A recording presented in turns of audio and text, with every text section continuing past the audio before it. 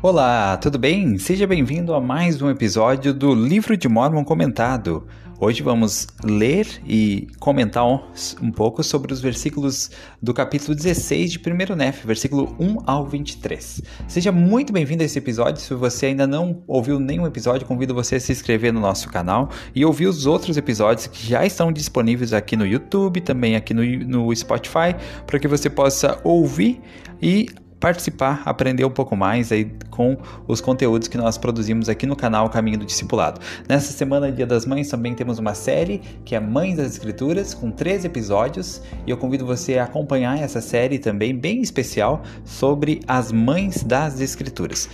Espero que você esteja bem onde você estiver, que o seu dia possa ser cada vez melhor, onde você estiver, seja no trânsito, em casa, na academia, caminhando, correndo, acordando ou indo dormir. Seja muito bem-vindo a mais um episódio do Livro de Mórmon Comentado. E para iniciar hoje, vamos iniciar com os quadros primeiro Curiosidade e depois História de Fé.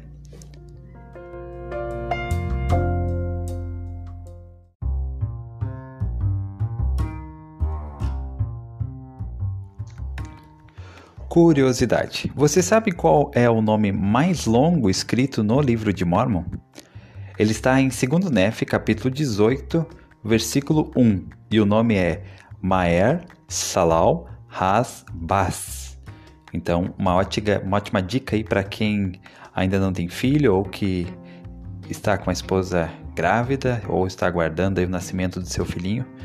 Uma dica aí, 2 Nef, capítulo 18, versículo 1, Maer Salal Has Bas.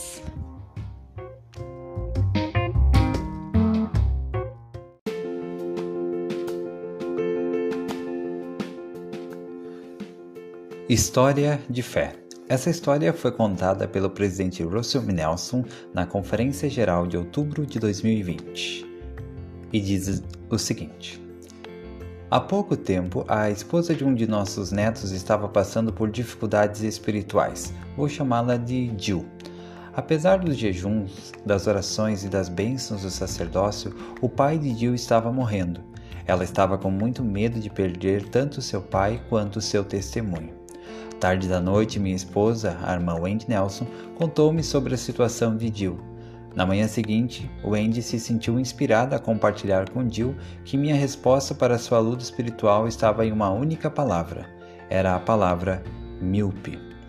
Tempos depois, Jill admitiu a Wendy que a princípio ela ficou arrasada com minha resposta. Ela contou: eu esperava que vovô me prometesse um milagre em relação ao meu pai. Fiquei pensando por que a palavra míope foi a única coisa que ele sentiu compelido a dizer. Depois da morte do pai de Jill, a palavra míope continuou vindo à mente dela. Ela abriu seu coração para compreender ainda mais profundamente que a palavra míope vinha de miopia. E ela começou a mudar de ideia. Jill disse depois: a palavra míope fez com que eu comparasse, pensasse e me curasse. Aquela palavra agora me traz paz. Ela me lembra de expandir minha perspectiva e buscar as bênçãos eternas. Ela me lembra que há um plano divino e que meu Pai ainda vive. Aquele que me ama e cuida de mim. A palavra míope me guiou a Deus. Tenho muito orgulho de nossa preciosa neta. Durante esse período desolador de sua vida, a querida Jill está aprendendo a aceitar a vontade de Deus. E em relação a seu pai, com uma perspectiva eterna de sua própria vida. Por escolher permitir que Deus prevaleça, ela está encontrando paz.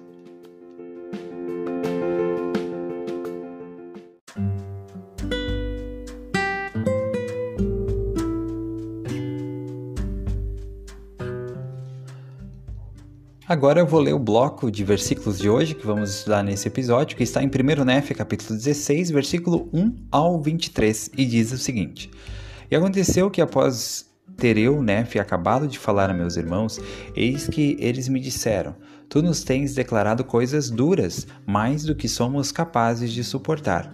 E aconteceu que eu lhes disse que sabia haver declarado coisas duras contra os iníquos, de acordo com a verdade. E justifiquei os justos, e testifiquei que eles seriam exaltados no último dia.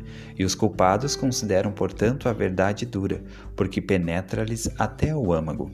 E agora, meus irmãos, se fosseis justos e estivesseis dispostos a ouvir a verdade e a segui-la, a fim de andar retamente diante de Deus, não iríeis murmurar por causa da verdade e afirmar: tu dizes coisas duras contra nós.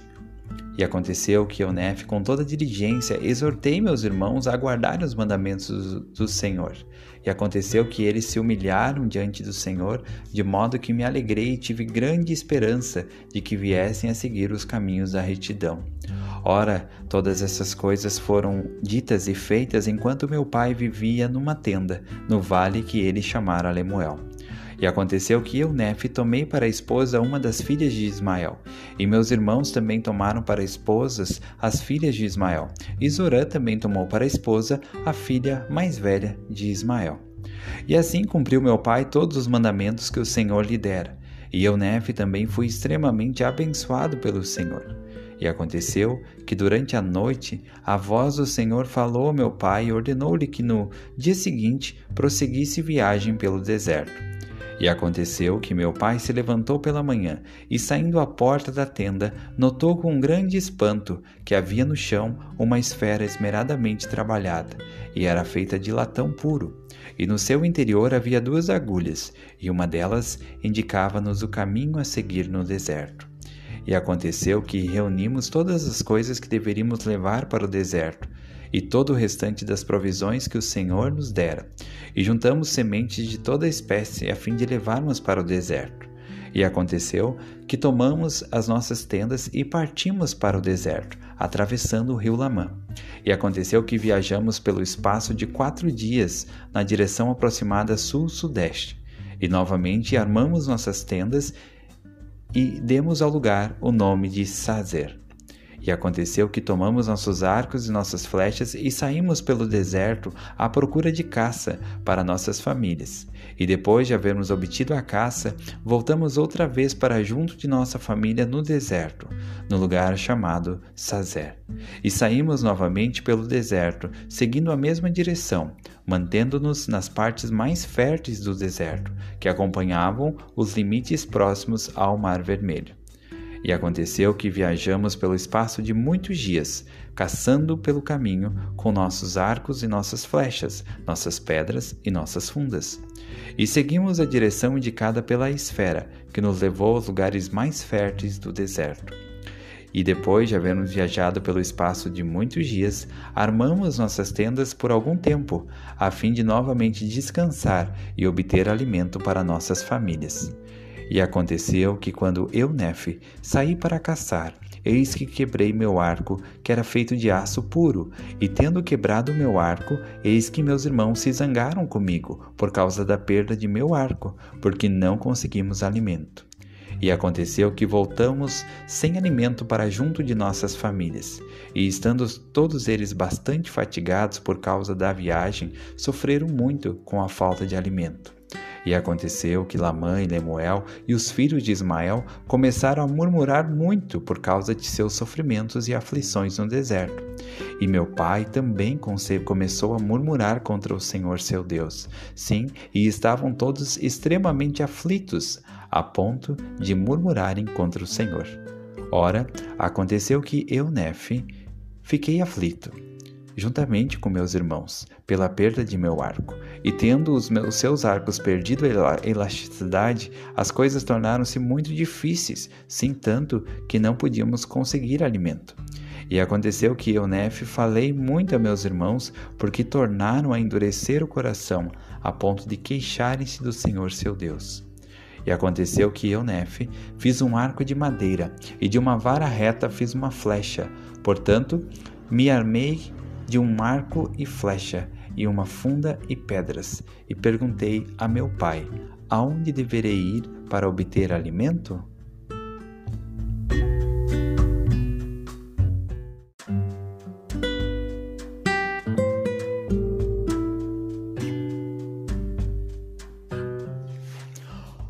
Bom, o primeiro comentário do bloco de hoje que eu gostaria de fazer está no versículo 9 e 10 do capítulo 16, onde diz o seguinte, no versículo 9: Aconteceu que durante a noite a voz do Senhor falou ao meu pai e ordenou-lhe que no dia seguinte prosseguisse viagem pelo deserto.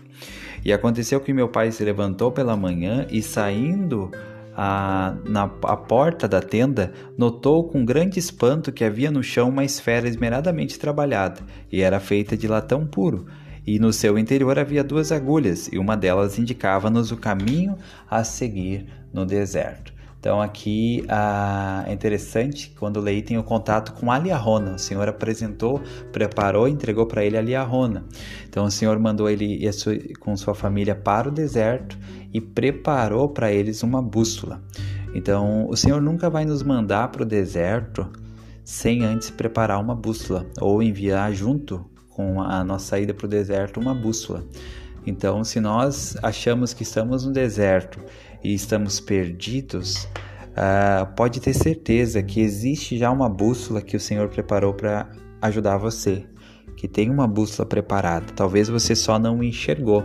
Leí aqui, ele levantou pela manhã e ele saiu à porta da tenda, e então ele notou que havia no chão uma esfera esmeradamente trabalhada, que era a liahona, e ela indicava o caminho a seguir no deserto. Então talvez o que falta para nós enxergar a bússola, se nós não estamos enxergando a bússola enquanto estamos em meio aos nossos desertos, seja fazer isso aqui que Leí fez. Ele se levantou, ele saiu para fora e ele notou que havia então a esfera esmeradamente trabalhada.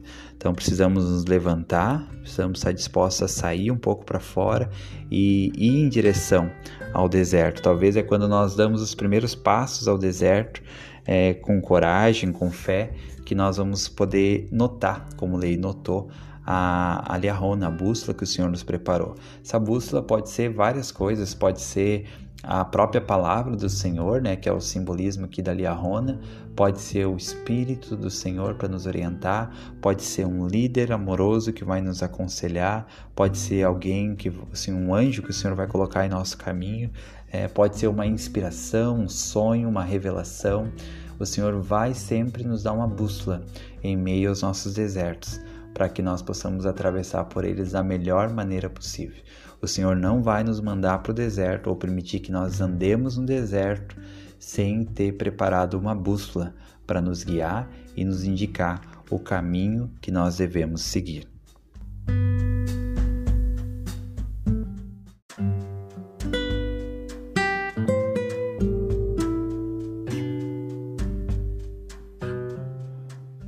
Outro comentário que eu gostaria de fazer desse bloco está no versículo 14 de 1 Nef 16 e diz o seguinte: então aqui, antes de ler, eles foram orientados a seguir pelo deserto, né? O Senhor preparou a liahona, a bússola, e eles foram orientados a pegar suas provisões, todos os seus bens e partir para o deserto. E aqui no versículo 14 diz assim: E aconteceu que tomamos nossos arcos e nossas flechas e saímos pelo deserto à procura de caça para nossas famílias. E depois de havermos obtido a caça, voltamos outra vez para junto de nossas famílias no deserto, no lugar chamado Sazer. E saímos novamente pelo deserto, seguindo na mesma direção, mantendo-nos nas partes mais férteis do deserto, que acompanhavam os limites próximos ao Mar Vermelho. Então aqui eles foram orientados pelo Senhor a ir para o deserto, andar pelo deserto. Só que aqui diz como que eles andaram pelo deserto. E diz assim, e saímos novamente pelo deserto, seguindo na mesma direção, mantendo-nos nas partes mais férteis do deserto, que acompanhava os limites próximos ao Mar Vermelho. Então eles estavam no deserto, mas enquanto eles estavam no deserto, eles se mantiveram nas partes mais férteis do deserto e ficaram no lado mais próximo ao mar. Então, quando nós tivermos que atravessar os nossos desertos da vida, e nós vamos ter que atravessar os desertos da vida, todo o caminho do discípulo de Cristo, ele vai por algum momento cruzar por um deserto, que nós possamos em nossos desertos seguir esse modelo aqui deixado por Nef e sua família, de andar nos caminhos, nos manter nas partes mais férteis do deserto. Mesmo o deserto, ele tem as partes mais férteis, as partes melhores para andar. Que nós possamos andar nas partes mais férteis do deserto, ou seja, aquelas partes que têm potencial de crescimento, potencial de gerar frutos. Mesmo no deserto, nós podemos encontrar as partes mais férteis, as partes de maior crescimento.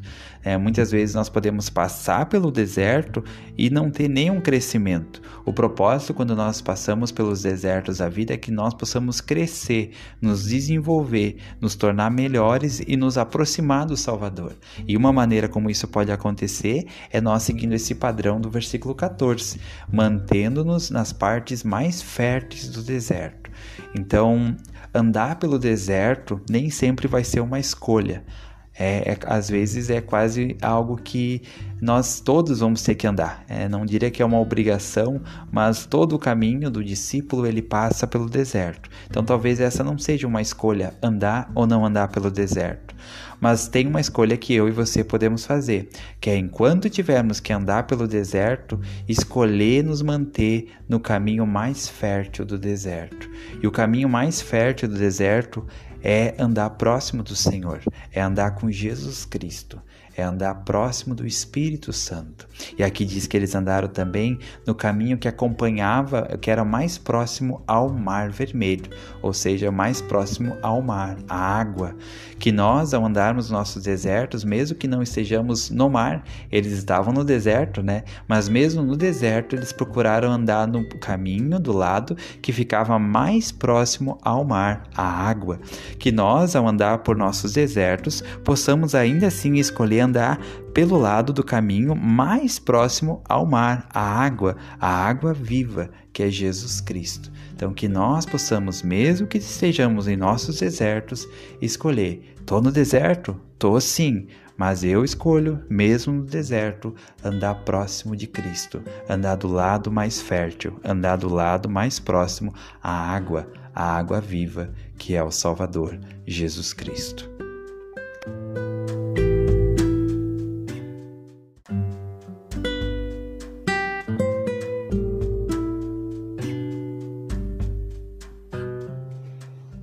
Esse capítulo tem, acredito que uma das minhas histórias preferidas em todo o livro de Mórmon. Eu amo essa história e nem de longe eu vou poder comentar tudo que eu gostaria sobre essa história, que é a história do arco de aço que quebra, o arco de Nefe que quebra. Eu amo essa história, tem tantas lições aqui. Eu vou compartilhar apenas alguns pensamentos sobre ela. E talvez um dia eu faça um outro material com mais profundidade, porque realmente eu vejo muitas lições e já aprendi muita coisa estudando essas lições aqui desse capítulo de 1 Nefe 16. Então, eles estavam no deserto, o arco quebra. Aqui tem uma primeira lição importante aqui, ó. No versículo 16 diz assim, ó: e seguimos a direção indicada pela esfera que nos levou aos lugares mais férteis do deserto. Isso está no versículo 16. E aí lá na frente diz assim, vamos achar aqui, e aconteceu que saí para caçar e eis que quebrei meu arco. Então, uma lição aqui entre o versículo 16 e o 17 e o 18, tá? Primeiro, no versículo 16 diz que eles estavam seguindo a orientação dada pela esfera, e a esfera era preparada pelo Senhor. Então, eles estavam no caminho indicado pelo Senhor. Não obstante, no versículo 18, andando no caminho indicado pelo Senhor, quebrou o arco. Então, o fato de nós estarmos no caminho certo não vai nos privar de passar por provações, não vai nos privar de ter nossos arcos quebrados, ter nossas dificuldades, problemas que acontecerão no caminho. Muitas vezes temos uma fantasia quase, pensando que o fato de estarmos no caminho certo não vai nos colocar em meio a dificuldades. Não, eu estou no caminho certo, logo não vou ter dificuldades. Logo vai ser tudo maravilhoso até eu chegar no meu destino. Também temos um outro pensamento errado. Poxa, aconteceu isso, quebrou meu arco, eu estava aqui com minha família, então eu acho que eu estou no caminho errado. Eu não estou no caminho certo. Se eu estivesse no caminho certo, não teria quebrado o arco. Então, se quebrou o arco, logo eu estou no caminho errado. Então, essa associação ela não deve ser feita. O fato de nós estarmos no caminho certo, no caminho indicado pela esfera ou indicado pelo Senhor aqui nesse caso, não impossibilitou que o arco quebrasse, não impossibilitou que eles passassem por uma provação, tiveram uma dificuldade, ficaram sem comida em casa. É como se Nefe fosse o único trabalhador da família naquele momento e ele perdeu o emprego, ficou desempregado. Então, e eles estavam no caminho certo. Então, essa é uma grande lição que nós podemos tirar daqui, né? De que o fato de estarmos no caminho certo não vai nos privar das dificuldades da vida. E o fato de nós termos dificuldades na vida não significa também que estamos no caminho errado. Então, essas duas coisas são muito, muito importantes.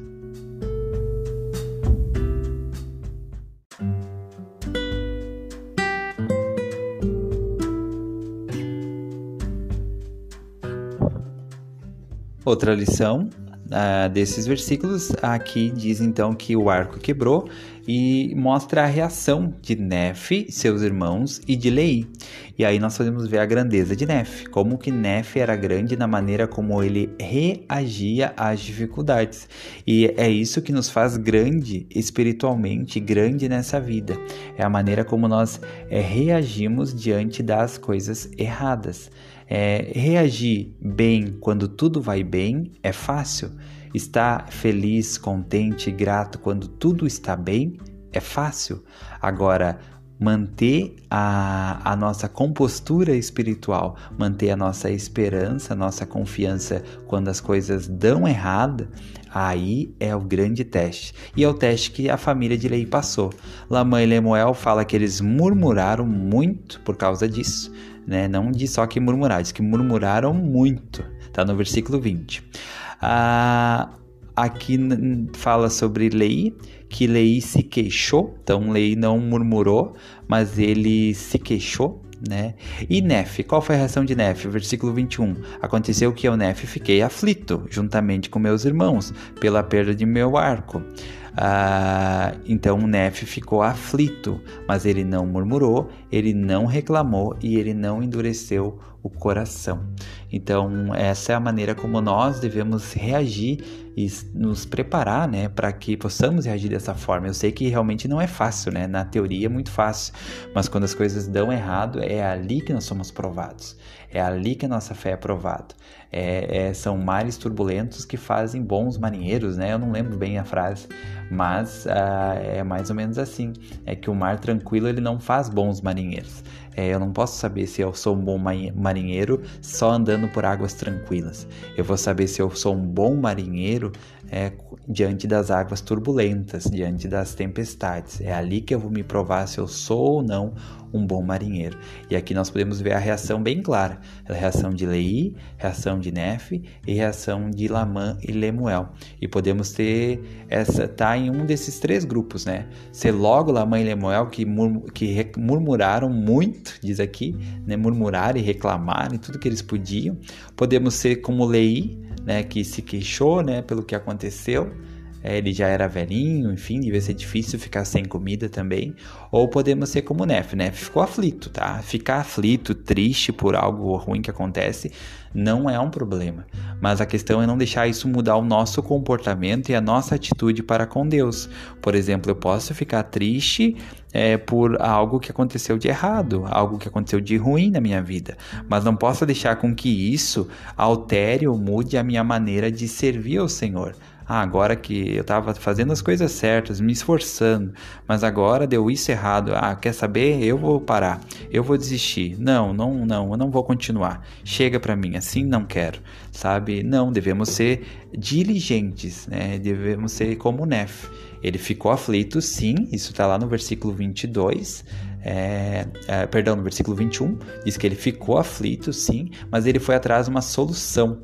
E a solução não tinha, eles estavam no deserto, não tinha como consertar o arco de aço. Qual que era a solução mais próxima da ideal? Era pegar uma madeira, fazer um arco de madeira, e foi isso que ele fez. Então, talvez nós não vamos ter a solução ideal à nossa disposição quando as coisas dão errado. Talvez hoje você não tenha a condição ideal diante de algo que você precisa realizar, de algo que você precisa na sua vida. Mas qual que é a solução mais próxima do ideal que você tem à sua disposição? Nem que seja algo bem diferente. Um arco de madeira não tem nada a ver com um arco de aço. não tem nada a ver. A resistência, a elasticidade, o preparo não é o mesmo. Mas era o mais próximo do ideal que Nefe tinha à sua disposição, e foi isso que ele fez. Ele usou do mais próximo do ideal. Ele fez tudo que estava ao seu alcance para conseguir o objetivo desejado. Então, da mesma forma, nós, talvez não temos hoje a situação ideal, mas qual que é o mais próximo do ideal que eu tenho hoje? Poxa, é só isso aqui. Tudo bem, vamos usar do que nós temos. Talvez podemos lembrar do Salvador Jesus Cristo alimentando a multidão de 5.000 homens no Novo Testamento, mais as mulheres e mais as crianças.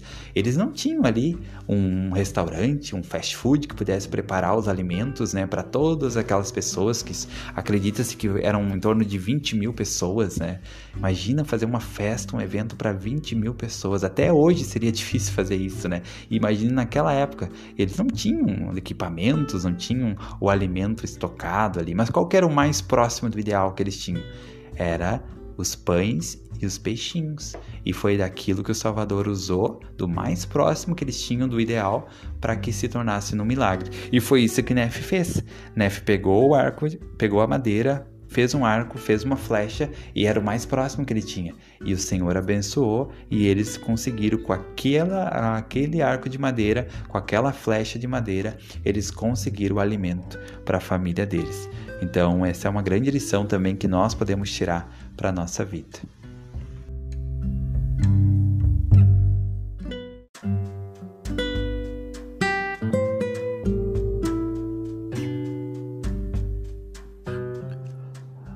Eu falei que eu não ia comentar tanto, mas é que eu amo muito esse capítulo 16, só tem mais uma lição aqui, tá? Que acho que é muito interessante. Então aqui, Leí, ele reclamou, ele murmurou. Leí era o líder, ele era o profeta, era aquele que dava as orientações sobre o caminho a ser seguido. Afinal, foi ele que recebeu a revelação quando eles estavam em Jerusalém que deveria sair de lá e ir para o deserto. Então, lógico que era ele o líder e ele a quem deveria dar qual era o caminho a ser seguido. Leí tinha murmurado, ou seja, não era uma atitude correta de um líder, daquela altura do campeonato, se tá murmurando contra o Senhor. Leí tinha murmurado aqui, reclamado do Senhor.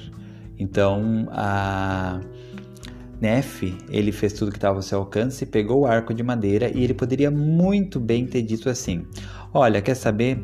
Meu pai está reclamando, está murmurando, eu não vou perguntar para ele, eu vou perguntar direto ao Senhor e o Senhor vai me mostrar o caminho a seguir. Olha lá o pai reclamando, ele poderia ter focado direto na falha, no erro do líder, no erro do seu pai, Leí.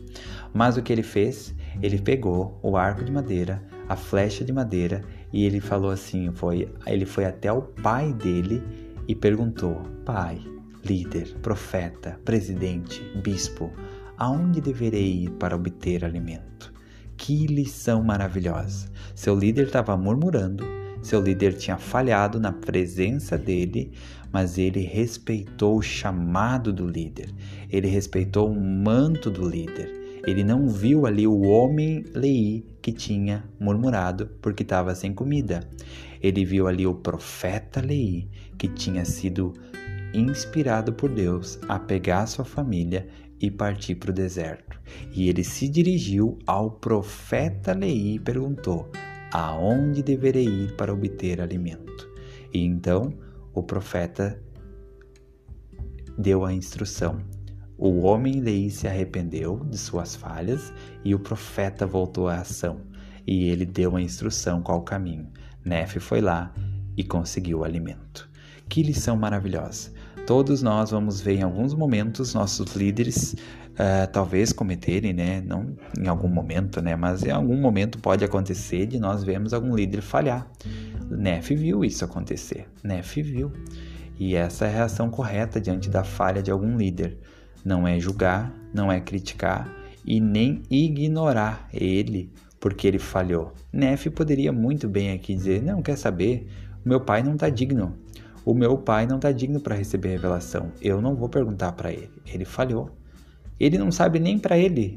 Ele não está sabendo nem para a família, nem para ele. E ele vai saber me ajudar? Nefe poderia ter pensado assim. Será que às vezes nós não pensamos assim? Diante dos nossos líderes? Nefe nos deu um modelo. Ele fez tudo que estava ao seu alcance e depois então foi até o líder e pediu a orientação final. E Lehi falou, vai para lá, e ele foi para lá. Ele seguiu o conselho do líder, ele buscou o conselho do líder e ele não viu o homem Lehi, ele viu ali o profeta Lehi. Ele não viu a pessoa, ele viu o chamado sagrado que aquela pessoa tinha recebido do Senhor.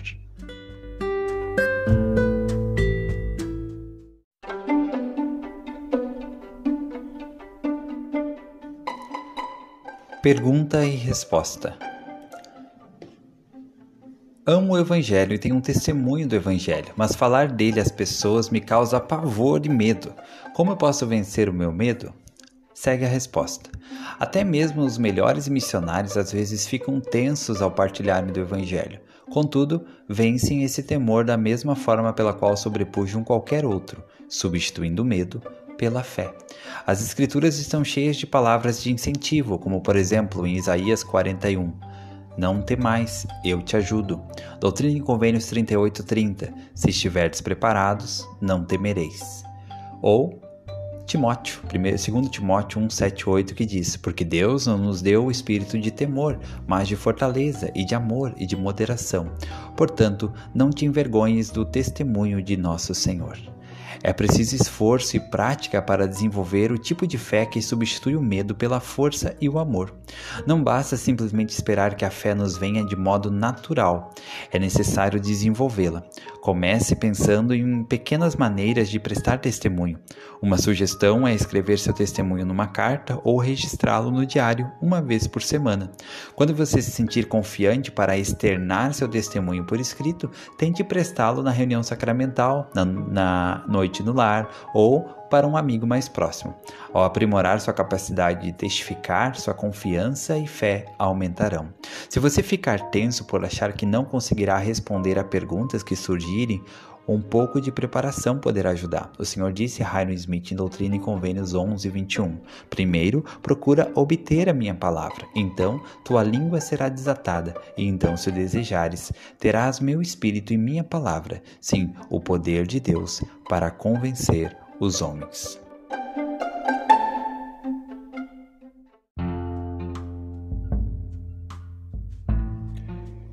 E chegamos ao final de mais um episódio do Livro de Mórmon Comentado. Muito obrigado por você ter ficado até aqui comigo. Espero que tenha valido a pena para você essa experiência, os aprendizados, os comentários, a leitura do Livro de Mórmon. E convido você a seguir o caminho do discipulado, a ouvir outras séries que temos no nosso canal, no YouTube, no Spotify, no Instagram, no Facebook, no Telegram. E convido você a ouvir os outros episódios que já estão disponíveis, dessa série, O Livro de Mórmon Comentado. Muito obrigado pela sua companhia e lembre-se sempre, Jesus Cristo é o caminho do discipulado.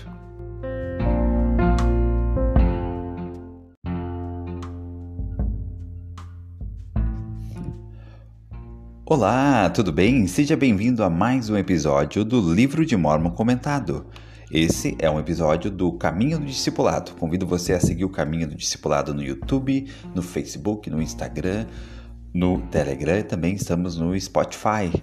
Então, muito obrigado a todos que têm acompanhado os vídeos aqui do canal. Se você ainda não assistiu ou viu os outros vídeos dessa série O Livro de Mórmon Comentado, eu convido você a ouvir, assistir. Esses vídeos estão disponíveis no nosso canal. Também temos uma série especial para essa semana, no Dia das Mães, que é Mães das Escrituras, com 3 episódios. Um é Mães do Velho Testamento, Mães do Novo Testamento e o terceiro episódio, Mães do Livro de Mórmon.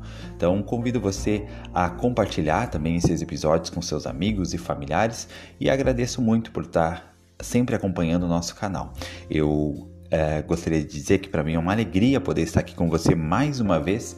Hoje vamos estudar 1 Nef capítulo 16, versículo 24 ao 39. Então vai ser muito, muito especial. Primeiro eu faço a leitura desses versículos na íntegra, depois então alguns comentários rápidos sobre algumas lições que podemos tirar desses versículos. Mas antes de iniciar a leitura, temos nossos quadros, Curiosidade e História de Fé. Então, muito bom dia para você, onde você estiver. Vamos agora então iniciar o episódio de hoje, que vai ser muito, muito legal.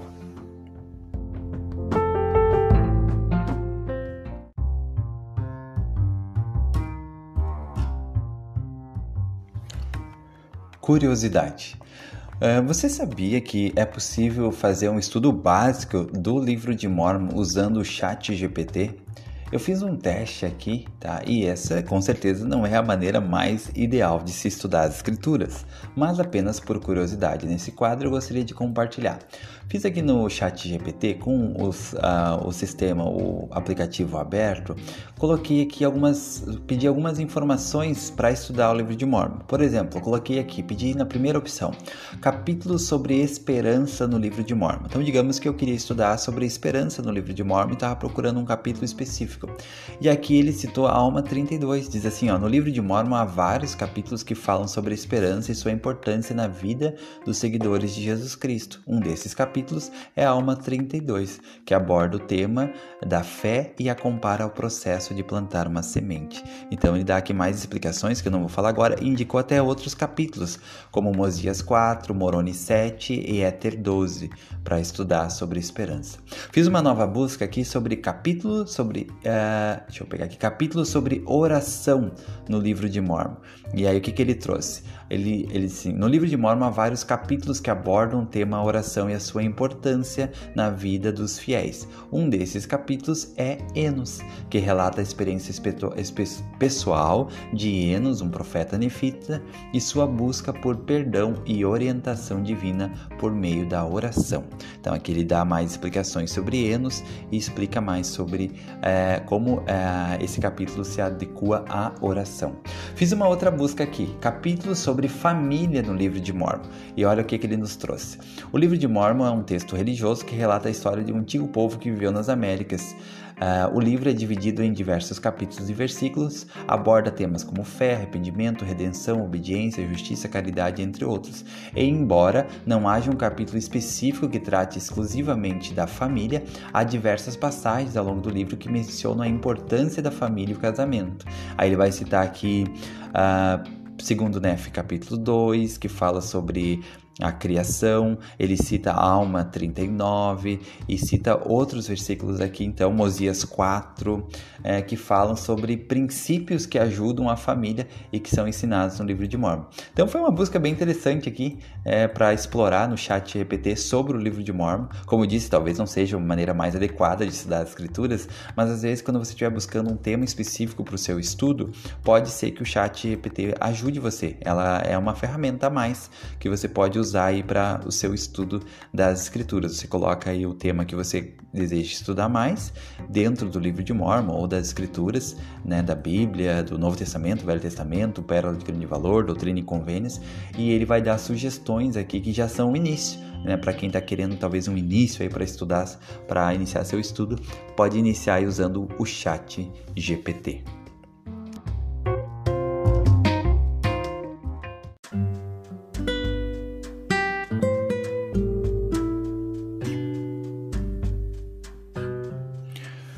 História de fé. Essa história foi contada pelo elder Ulisses Soares na Conferência Geral de outubro de 2020 e diz o seguinte: há alguns anos tive a oportunidade de reunir-me com um querido membro da Igreja de Jesus Cristo dos Santos Últimos Dias que passou por um período muito difícil na vida após cometer uma transgressão grave. Assim que o vi, notei certa tristeza em seu olhar, acompanhada de um brilho de esperança em seu semblante. Sua expressão refletia um coração humilde e transformado. Ele havia sido um cristão dedicado, tendo sido ricamente abençoado pelo Senhor. No entanto, ele permitiu que um único pensamento impróprio invadisse sua mente e posteriormente o levasse a outros. À medida que ele se tornou cada vez mais permissivo com relação a esses pensamentos, eles foram se enraizando em sua mente e começaram a dominar seu coração. Com o passar do tempo, ele agiu de acordo com esses desejos indignos, levando-o a tomar decisões contrárias a tudo o que era mais precioso em sua vida. Ele me disse que se não tivesse dado lugar àquele pensamento tolo desde o início, ele não teria se tornado vulnerável e suscetível às tentações do inimigo. As tentações que trouxeram tanta tristeza à sua vida, pelo menos por certo tempo. Felizmente, assim como o filho pródigo na famosa parábola que se encontra no Evangelho de Lucas, ele caiu em si e acordou daquele pesadelo. Ele renovou sua confiança no Senhor, sentiu verdadeiro pesar e teve o desejo de voltar ao seu redil. Naquele dia, nós dois sentimos o amor redentor que o Salvador tem por nós. Ao final de nosso breve encontro, ambos estávamos tomados de profunda emoção e até hoje lembro-me da alegria resplandecente em seu semblante quando ele saiu de minha sala. Meus queridos amigos, quando resistimos às pequenas tentações, as quais com frequência surgem inesperadamente em nossa vida, tornamo-nos aptos a evitar transgressões sérias.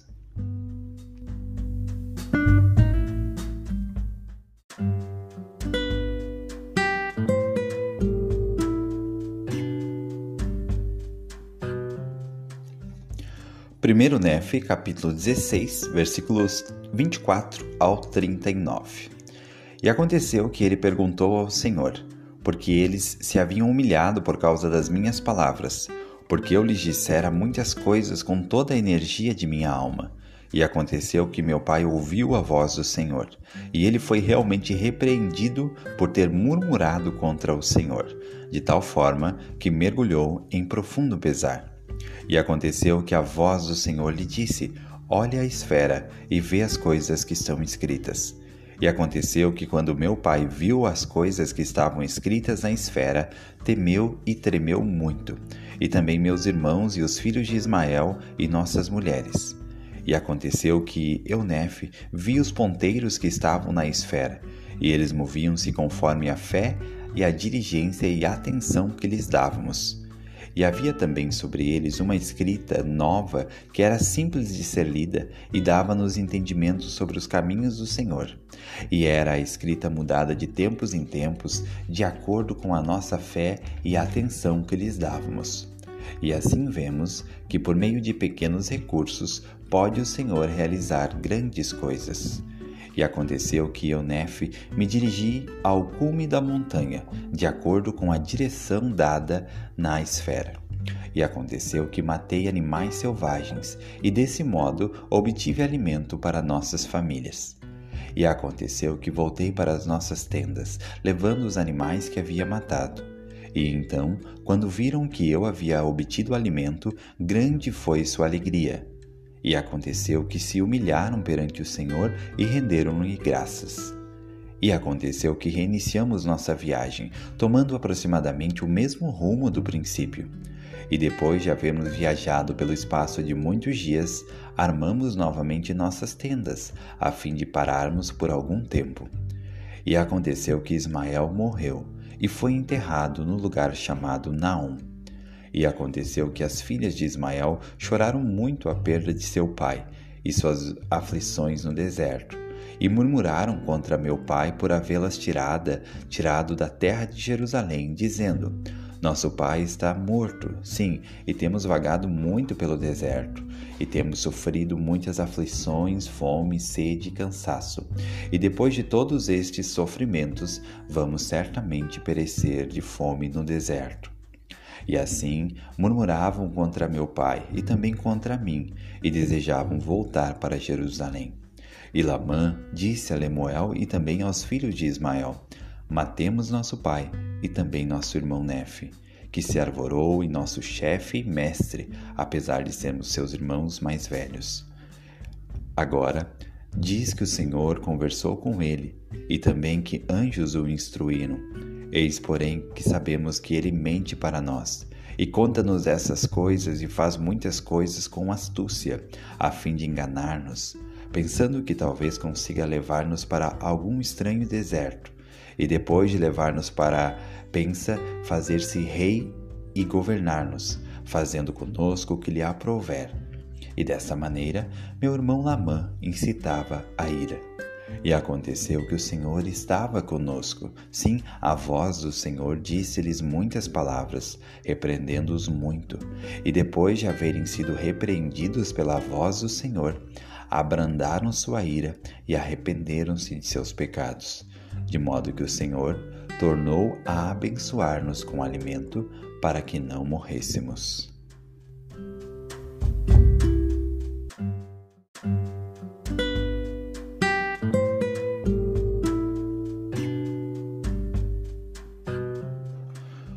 Muito bem, o primeiro comentário que eu gostaria de fazer deste bloco de hoje está no versículo 28 de 1 Nef 16. Ali diz o seguinte.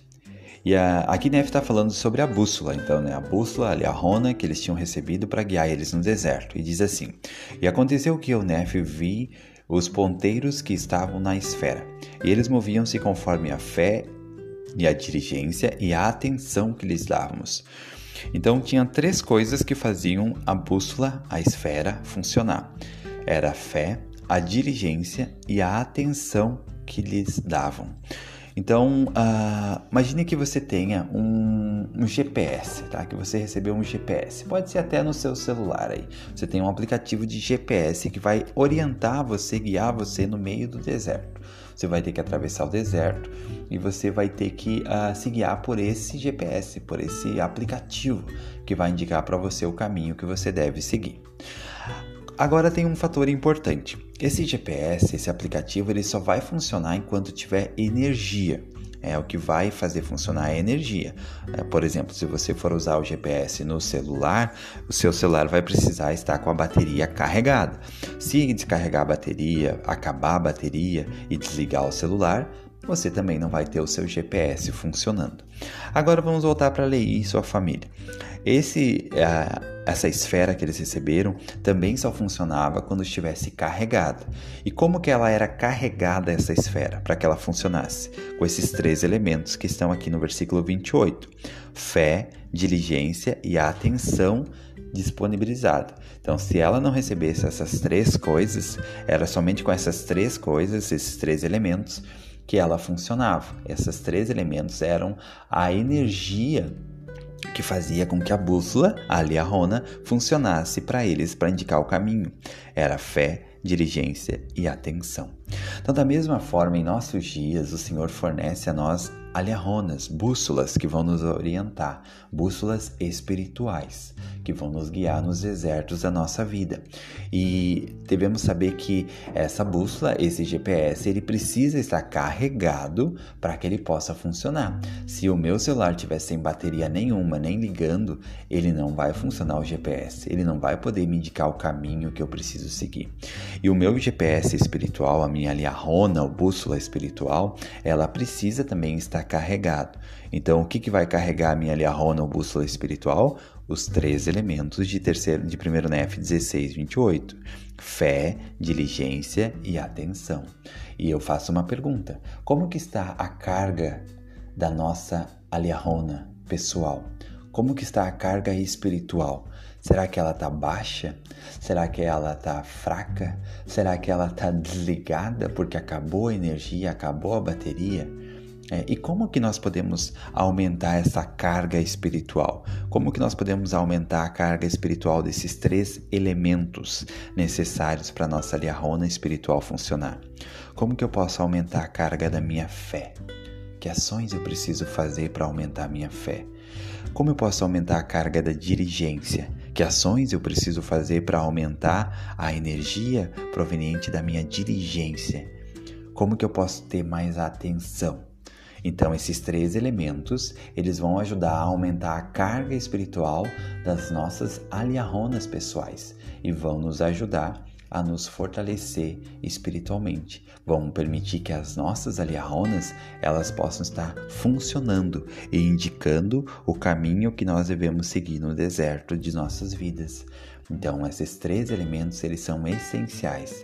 Muitas vezes nós nos preocupamos em manter sempre o nosso celular carregado, ver se está conectado o carregador, se está carregando direitinho, para nós não ficar sem bateria, Seja na rua ou em casa, não é bom ficar com o celular sem bateria. Ninguém gosta de ficar com o celular descarregado. Mas em nossas Liahonas pessoais e espirituais, temos nós tido o mesmo cuidado de observar de volta e meia carregar de novo essa liarona, né, de aumentar a carga dela com mais fé, com mais diligência e mais atenção. Então essa é uma lição importante que nós podemos trazer para a nossa vida hoje. É cuidar sobre como está a carga espiritual que mantém as aliarronas que o Senhor preparou em nossa vida funcionando e nos indicando sempre o caminho que nós devemos seguir no deserto.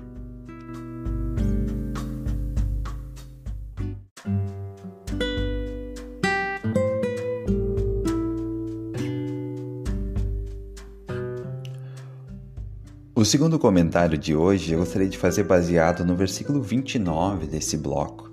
O versículo 29, ele segue assim: E havia também sobre eles, que aqui está falando sobre a esfera que o Senhor preparou a liarona. Havia sobre eles uma escrita nova, que era simples de ser lida, e dava-nos entendimento sobre os caminhos do Senhor. E era escrita mudada de tempos em tempos, de acordo com a nossa fé e atenção que lhe dávamos. E assim, vemos que por meio de pequenos recursos, pode o Senhor realizar grandes coisas.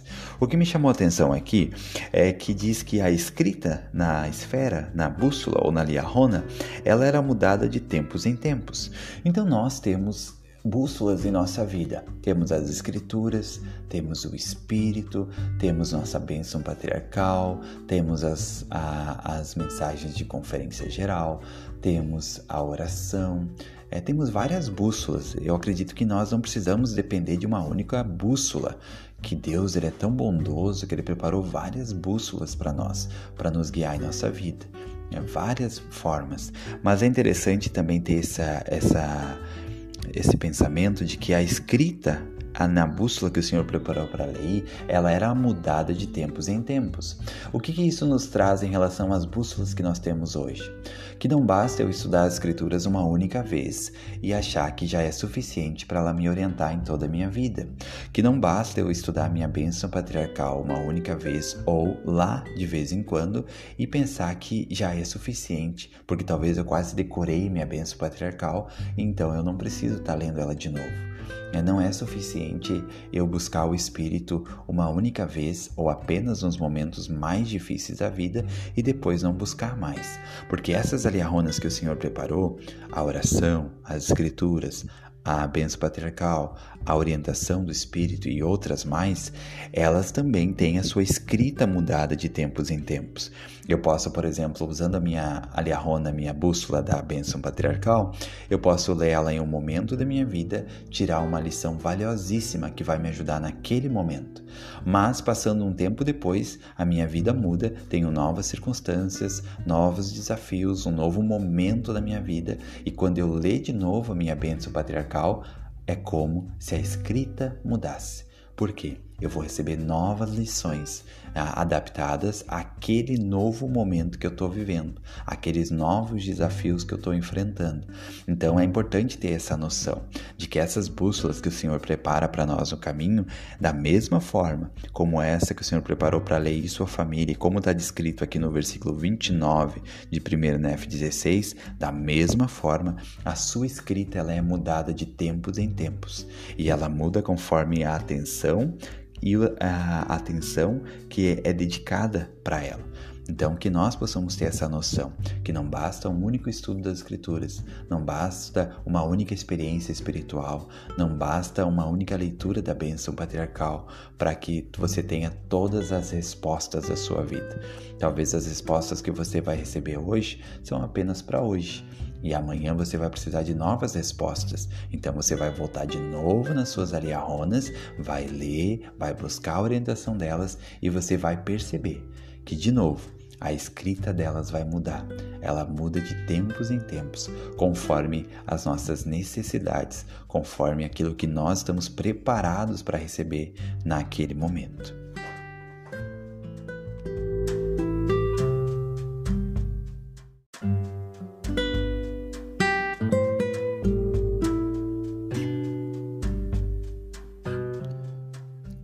Outra lição importante que eu gostaria de compartilhar está no versículo 33 desse bloco e diz assim: E aconteceu que reiniciamos nossa viagem, tomando aproximadamente o mesmo rumo do princípio, e depois de havermos viajado pelo espaço de muitos dias, armamos novamente nossas tendas, a fim de pararmos por algum tempo. Eu amo esse versículo e a perspectiva que nós podemos tirar dele. Leí e sua família estavam na jornada rumo ao deserto. Rumo à terra da promissão, no deserto. E eles estavam na jornada e de repente tiveram um desafio. Esse desafio abalou a família. Foi o desafio de quebrar o arco de Nefe. Eles ficaram sem alimento, sem comida. Lamã e Lemuel tiveram uma recaída muito forte, né? Ficaram querendo voltar para casa. Tiveram uma recaída forte junto com sua família, com suas esposas agora.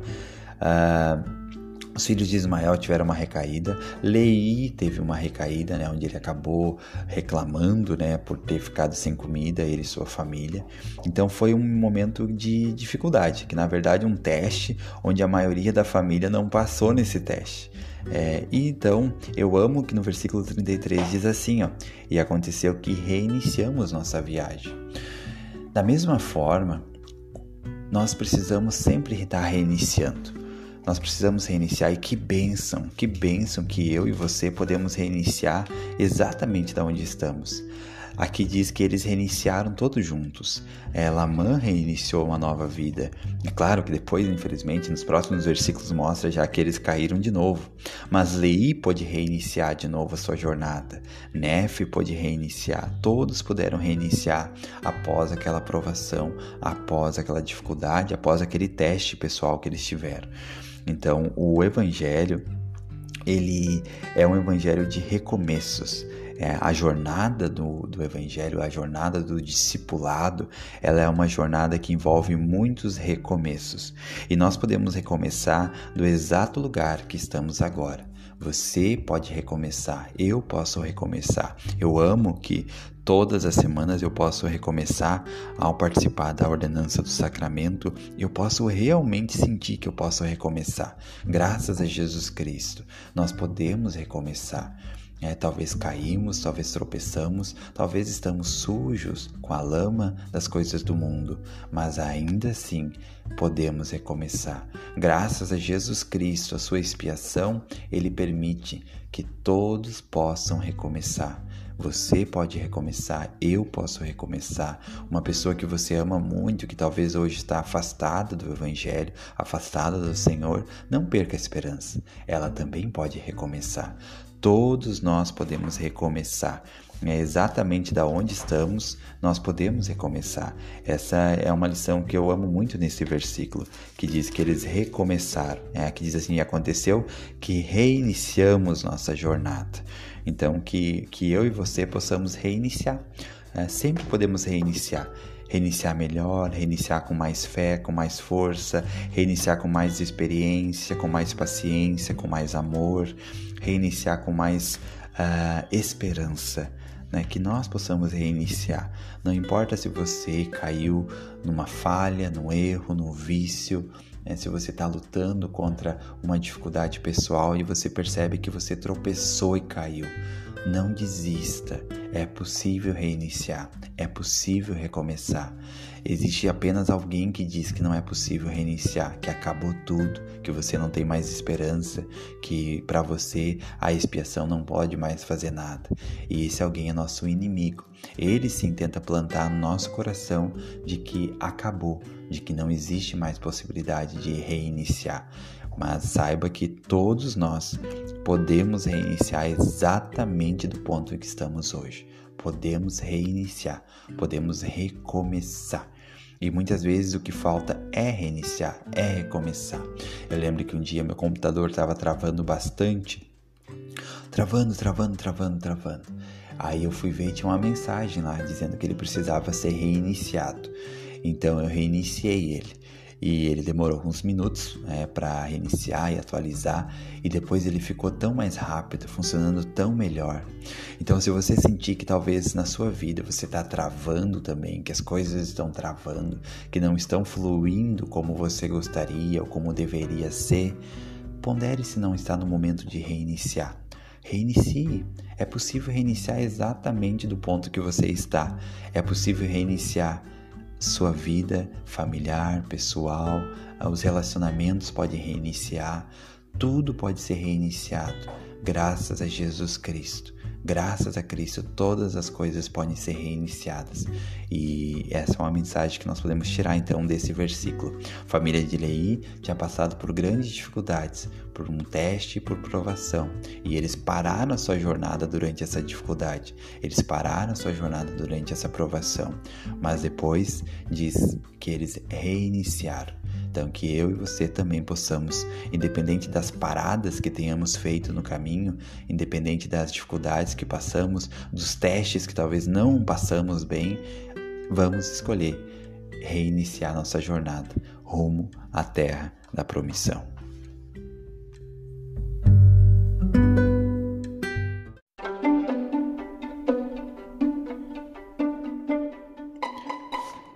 Pergunta e resposta. Tenho muita dificuldade de me motivar para estudar as Escrituras. Como posso encontrar mais motivação para estudar as Escrituras? Então agora vamos ver a resposta.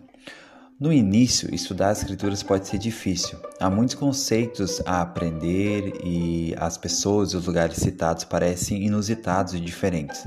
No entanto, o estudo das Escrituras se tornará uma experiência gratificante caso perseveremos. Faça a experiência descrita pelo profeta Alma em Alma 32, que diz: ele ensinou que se dermos lugar em nossa vida para a palavra de Deus, ela nos engrandecerá a alma e iluminará o entendimento. Também nos motivará a continuar lendo as Escrituras, porque conforme prometeu a alma, a palavra de Deus começa a ser deliciosa. Outra maneira de achar motivação para estudar as Escrituras é buscar muitas bênçãos divinas do estudo das Escrituras. Por exemplo, o estudo regular e sincero das Escrituras convidará o Espírito à nossa vida, responderá a questionamentos, nos ajudará a ter pensamentos puros, nos motivará a servir ao próximo, nos ajudará a orar com mais eficácia e fortalecerá nosso testemunho de Jesus Cristo e da restauração. Também as Escrituras nos ensinarão a ter fé e a reconhecer o Espírito e a arrepender-nos. Elas nos ensinarão por que precisamos de um Salvador, por que a oposição é necessária, por que essa terra foi criada e muito mais. Ao desfrutar essas bênçãos, você não precisará de se forçar a ler. Na verdade, você vai começar a ansiar pela oportunidade de estudar as Escrituras.